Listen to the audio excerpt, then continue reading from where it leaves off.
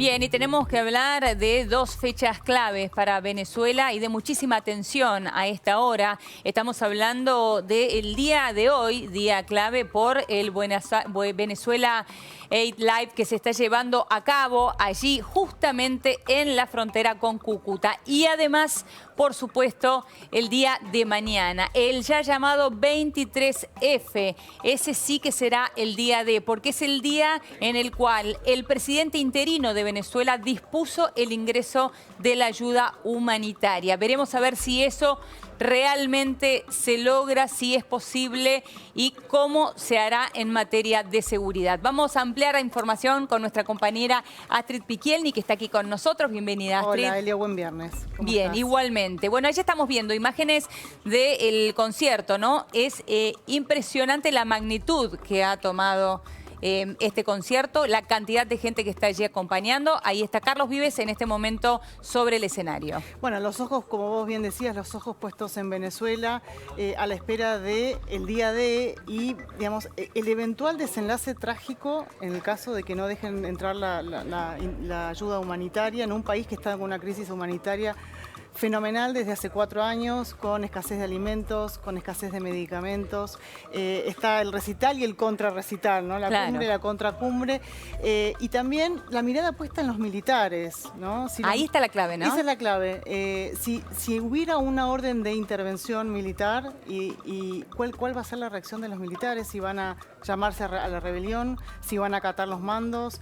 Ahí hay, digamos, dentro de los militares hay distintos grupos. Recordemos además también que hubo deserciones por goteo y hoy en día hay 4.000 deserciones dentro de lo que son. Ya son 4.009 deserciones. Mirá. Incluso ese documento se filtró para que los propios militares sepan la cantidad de las personas. Y los anime. Y los anime eventualmente a una rebelión, a una insurrección. Claro. Ese es el número final. 4.009 deserciones, es una deserción por goteo. Pero igual, digamos, no hay, como toda institución o como toda corporación, no hay algo uniforme y homogéneo.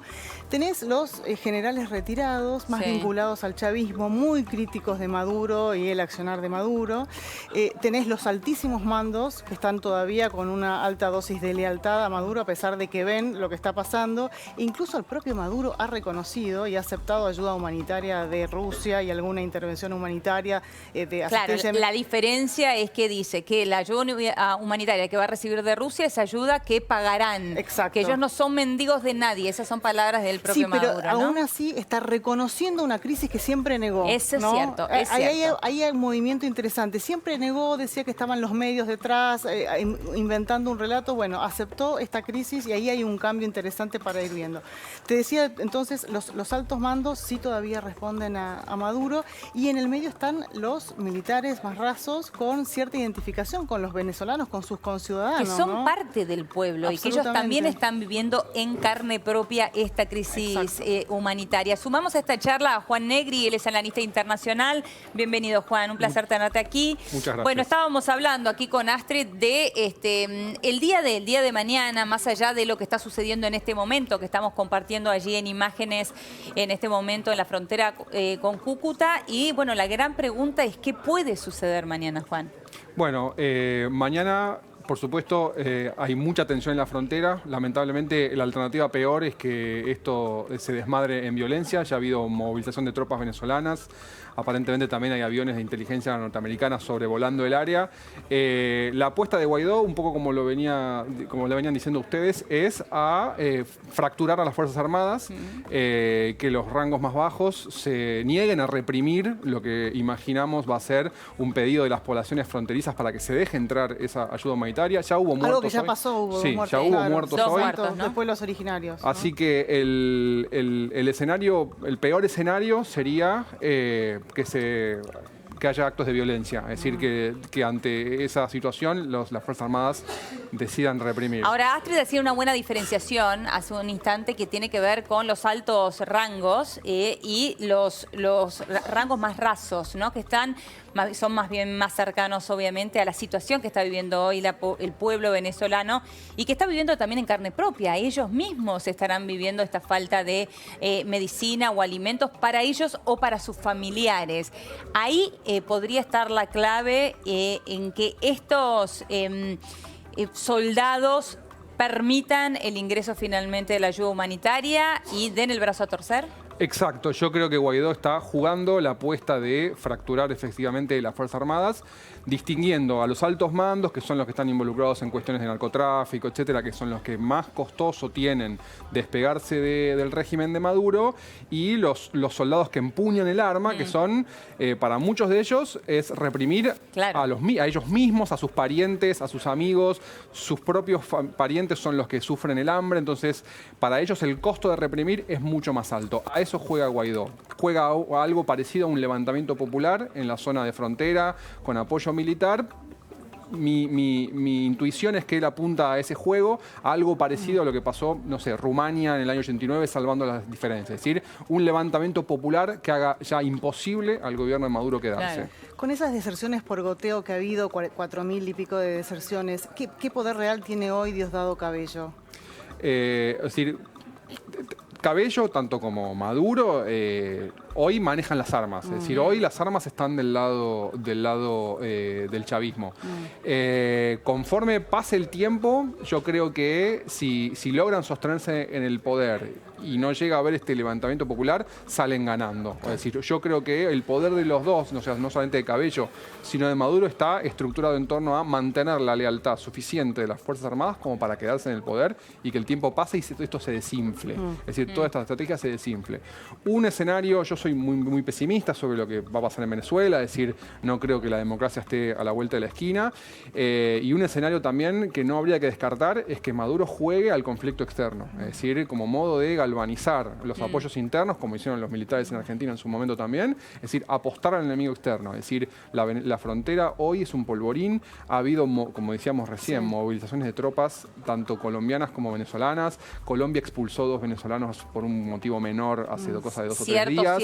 Cierre del espacio aéreo en algunas zonas. Exacto, es decir, pareciera a veces que con solamente prender la mecha alcanza. Es decir, yo no descartaría también que, insisto, a Maduro le convenga un conflicto Ahora, armado.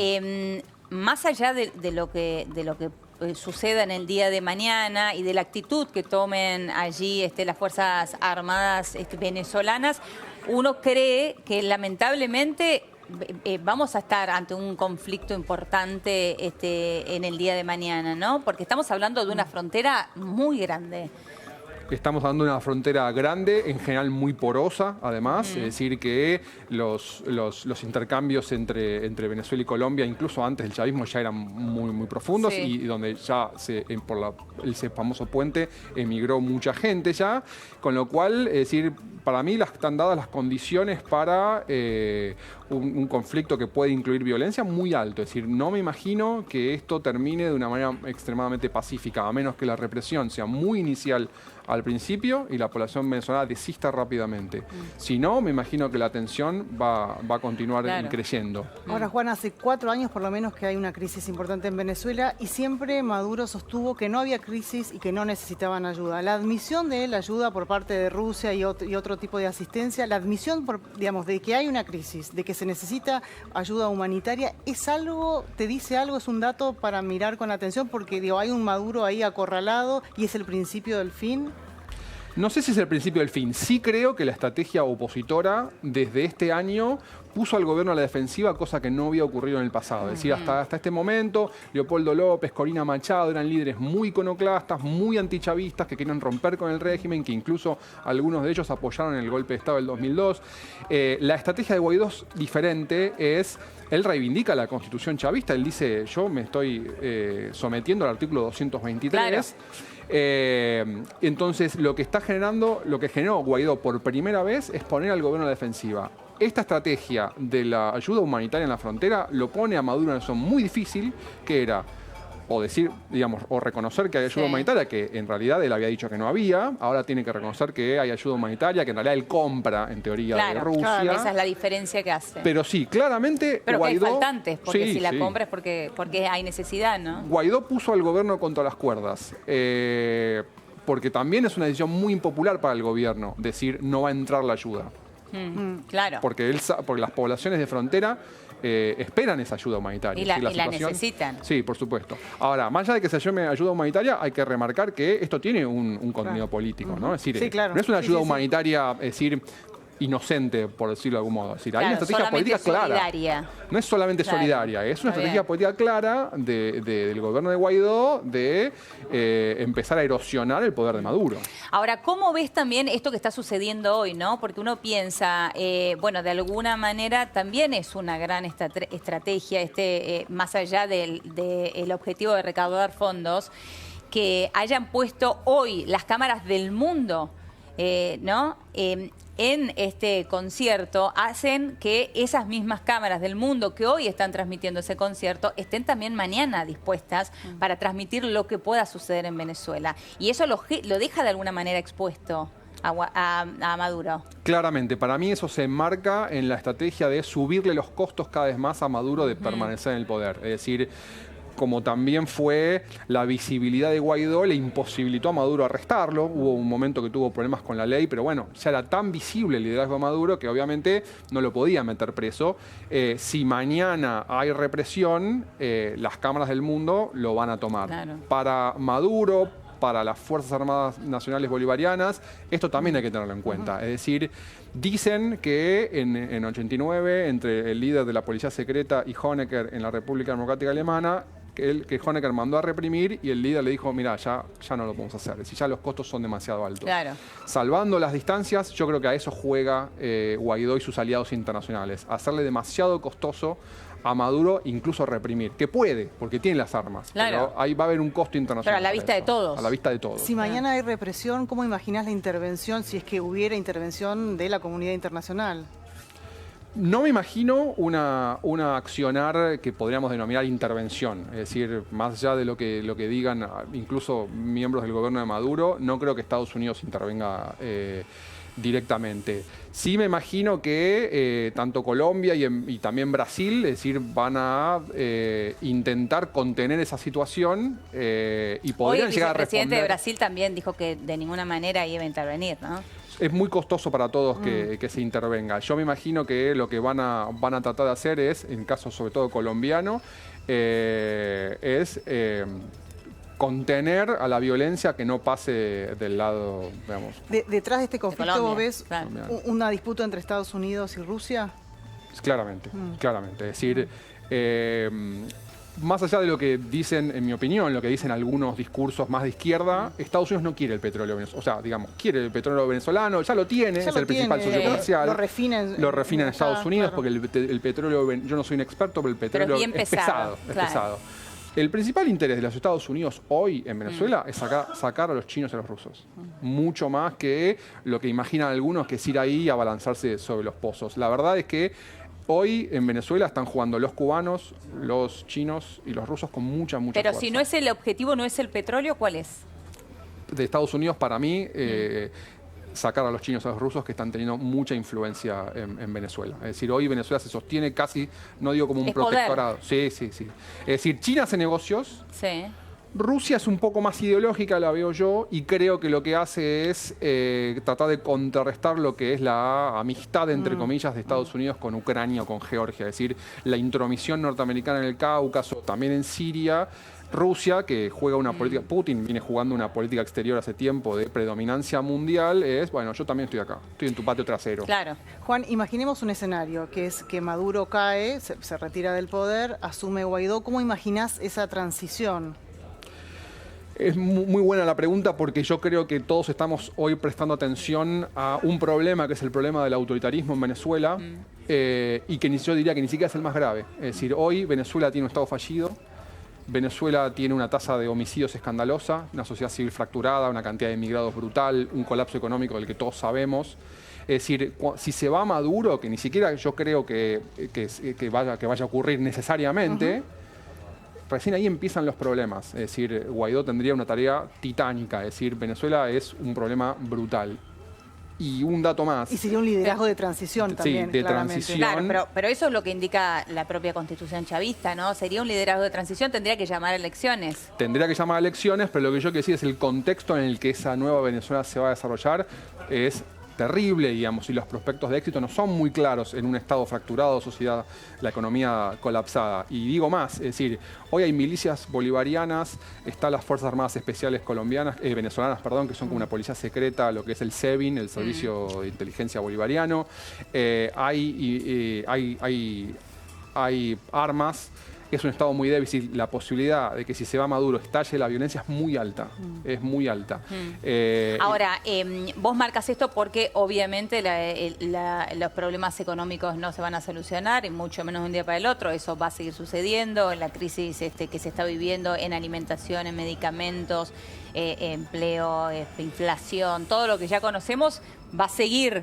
Pero uno piensa, bueno, ahora sigue así, con un escenario, con falta de libertades.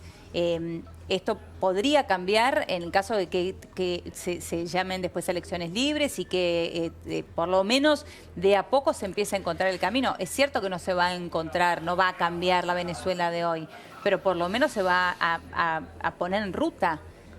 El escenario que yo veo más probable no es ese. Es decir, lo ideal sería, para ponerlo, por ejemplo, en ejemplos de lo que pasó en el Medio Oriente, Túnez. Es decir, primavera árabe, Túnez. Es decir, efectivamente, cambio de régimen, democratización y liberalización.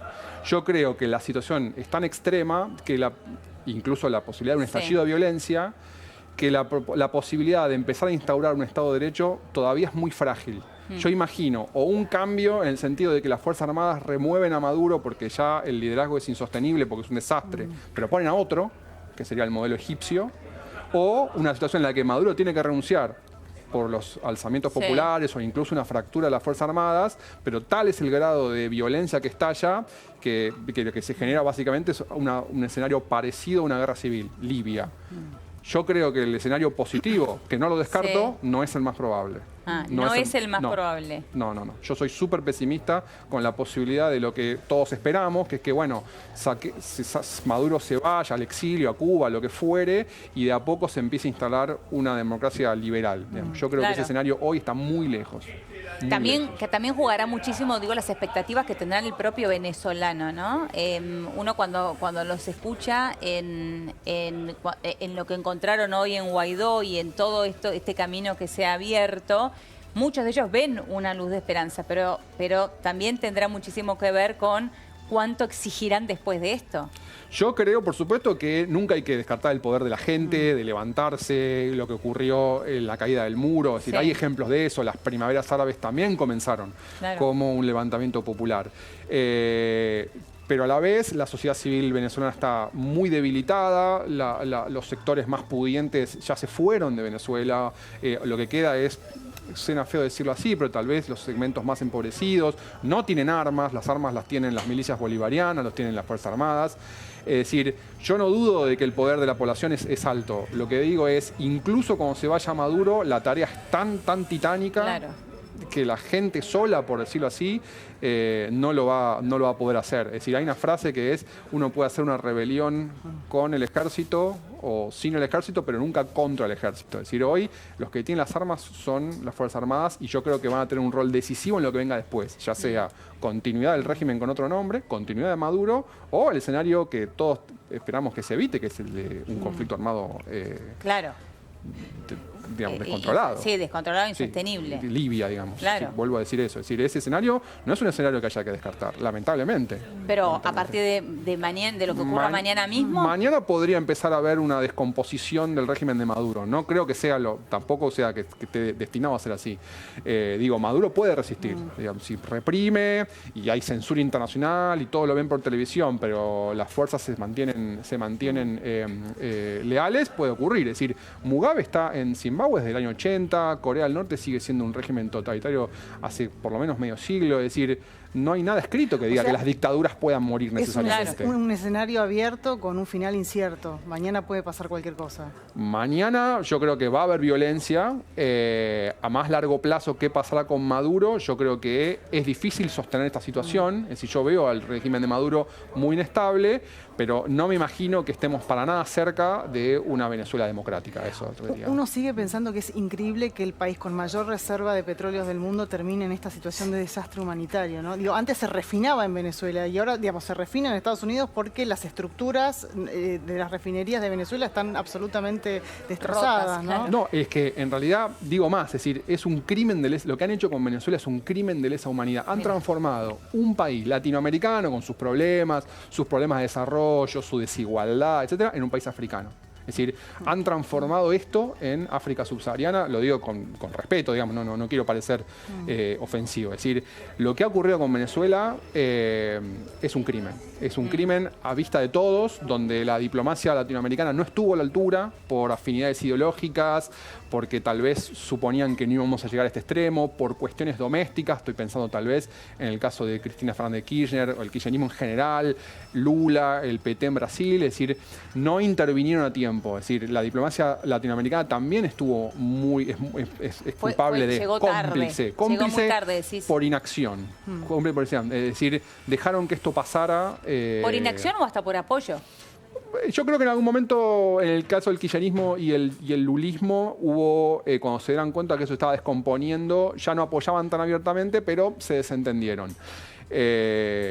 Volviendo a Astrid, a lo que decías, yo creo que han transformado, insisto, esto en un problema africano, para decirlo de un modo más elegante, y que también dificulta las transiciones. Esto no es como la Argentina del 82, Brasil 85, es decir, las transiciones clásicas donde había un régimen militar y la sociedad civil. Es decir, esto ya tiene que ver con mafias enquistadas en el poder, una lucha por los recursos naturales, las potencias internacionales jugando. Es decir, ya es un escenario más parecido, insisto, al África subsahariana. Mencionaste delito de lesa humanidad. No sé, digamos, en cuanto si es factible o no, pero ¿es posible que Maduro tenga que terminar rindiendo cuentas en la Corte Penal Internacional de La Haya? ¿Es un escenario que uno podría...? Yo no creo, porque yo lo dije en un sentido figurado, como diciendo, es un crimen lo que han hecho con Venezuela. Sí, lo sé. Y en general esto está más codificado. Presos políticos, exacto. Por todo. Podría ser, yo creo que como parte de la estrategia de Guaidó de ser un líder más pragmático, él ha ofrecido instancias de amnistía a los altos mandos venezolanos. En el escenario más positivo para Venezuela, yo imagino que Maduro se toma un avión y se va probablemente a Cuba. Que termina preso. En el mejor escenario para Venezuela sería que Maduro acepte irse, se toma un avión y pasa el resto de su vida con bienes en una linda casa en Cuba, por ejemplo. Claro, una cosa se por autoexilie. Sí. Yo entiendo que desde un punto de vista moral esto es censurable y que debe haber un montón de gente en Venezuela que a esto le parezca insostenible. Desde un punto de vista, la gente tiene que pagar por lo que hizo. Pero la verdad que en el mejor escenario para Venezuela sería ofrecerle un puente de oro a las autoridades. Sobre todo con todo el panorama que vos contabas recién, ¿no? De cómo quedará la Venezuela después y todo lo que costará para reconstruirla. Digo, con Maduro allí dentro será difícil también, ¿no? Yo creo que la probabilidad de reconstruir Venezuela con Maduro es muy baja. Y por eso tampoco descarto, que me parece que lo dije hace un instante, que dentro incluso de las Fuerzas Armadas bolivarianas digan, bueno, Maduro ya es insostenible, lo sacamos, pero ellos ponemos mismos a otro. Claro. Pero digamos, no abrimos la democracia. Claro. Que ponías el ejemplo de Egipto. Exacto, un ejemplo egipcio. Es decir, donde decir, bueno, la democracia no se abre, pero por lo menos tenemos la cosa más controlada. Es decir, podemos mejorar hay dos problemas, ¿no? Es decir, Venezuela no es una democracia y económicamente es un desastre. No son lo mismo, porque China tampoco es una democracia, pero económicamente no le va tan mal. Claro. Entonces, a lo que los militares venezolanos podrían apuntar es algo Egipto/China. Es decir, bueno, cambiemos este tipo, que evidentemente la economía no está yendo bien, pero no abrimos la democracia, tratamos que les vaya mejor económicamente. Claro. Así que yo no sé qué va a pasar con Maduro, no me imagino que esta situación sea muy sostenida en largo plazo, no creo que rinda cuentas, no creo que rinda cuentas nunca, lamentablemente. Ahora, Juan, la verdad que te escucho y me quedé pensando mucho en que todas las opciones son más bien pesimistas de aquí en adelante. Lo que suceda mañana, ¿vos creés que realmente va a ser un punto de inflexión para un lado o para el otro? Quiero decir, para que finalmente Maduro termine fuera del poder o se le quite más poder a Maduro, o por el contrario se le dé más poder a Guaidó, según el resultado de mañana, si realmente ingresa la ayuda humanitaria o si por el contrario logra Maduro mantener a las Fuerzas Armadas y que no permitan este ingreso? Yo creo que mañana es un punto de inflexión para algún lado. Insisto, como decías vos, Eleonora, al principio, yo particularmente, pero bueno, es una opinión, no soy muy optimista en el sentido de que creo que el mejor camino, el camino más positivo, no es muy probable, pero efectivamente yo creo que mañana vamos a ver si Maduro está dispuesto a ir a fondo. Bueno, Maduro es probable que esté dispuesto a ir a fondo. Si las Fuerzas Armadas le van a responder en su decisión de ir a fondo, que la ayuda no entre, cueste lo que cueste. Que va a incluir posiblemente violencia. Si la violencia es lo suficientemente dura para que los venezolanos desistan de eso y el conflicto parezca crecer demasiado, yo imagino que los países limítrofes, Colombia, etcétera, van a sacar el pie del acelerador. Es decir, antes de generar una masacre, van a sacar el pie del acelerador. Yo imagino. El otro caso sería que efectivamente haya fracturas de los mandos más bajos de las Fuerzas Armadas que se nieguen a reprimir a su misma gente, por decirlo de algún modo, y eso genere una situación de inestabilidad tal en la frontera que el régimen de Maduro tambalee. Así que la respuesta es, creo que sí, creo que mañana vamos a ver bien para dónde... Hay un punto de inflexión. Hay un punto de inflexión que vamos a ver, no creo que sea el único en este camino, pero que vamos a empezar a ver para dónde apunta el gobierno de Maduro. Es decir, mañana es una prueba de fuego de la lealtad de las Fuerzas Armadas, yo lo vería de ese modo. Es decir, mañana el tema clave que es, la lealtad de las Fuerzas Armadas, que es lo que sostiene a Maduro hoy en día, mañana tiene una prueba de fuego. Pero reitero esto, digo, en la lealtad de las Fuerzas Armadas, aquí estamos hablando y todos mirando a los mandos más bajos, en realidad, ¿no? Porque si miramos a los mandos más altos, se sabe que muchos de ellos están con algunos negocios, con Maduro, con el chavismo, y eso es lo que los mantiene tan fieles. Y uno supone que eso no va a quebrarse en el día de mañana. Igual los militares rebelándose es un escenario, digamos, que podría ser muy interesante y también muy real en el sentido de que hay mandos, no digo, la mentalidad militar incluye mandos, la obediencia debida, digo, toda una serie de reglas que son las que se suelen implementar siempre, pero bueno, No, además las Fuerzas Armadas en general como cuerpo tratan de velar por la integridad, digamos, la unidad de las Fuerzas Armadas.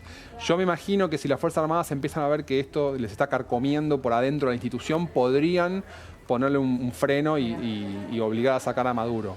Entonces sí, obviamente, hablamos de la lealtad de los mandos más bajos. Los mandos más altos están muy comprometidos con el régimen, el costo con de los negocios, además, ¿no? Los negocios, claro. Por eso Guaidó, en ese sentido, es tan inteligente y ofrece amnistía. Es decir, hace un par de semanas, 3 semanas, se comentó en los medios que lo que hacían los defensores, los que apoyaban a Guaidó, era ir a los cuarteles con un proyecto de ley de amnistía y se los dejaban ahí para que ellos lo leyeran. Esa es la apuesta de Guaidó. O sea, la apuesta de Guaidó es fractura las Fuerzas Armadas, levantamiento popular, obligan a Maduro a irse. Eso yo digo, está por verse que eso pase, podría no pasar y aún así podría desencadenarse un conflicto muy violento. Es decir, aún cuando las Fuerzas Armadas se rompan y Maduro caiga, digamos, podría abrirse un conflicto sangriento. Juan, un placer como siempre hablar con vos. Muchísimas gracias. Un placer la invitación. Gracias.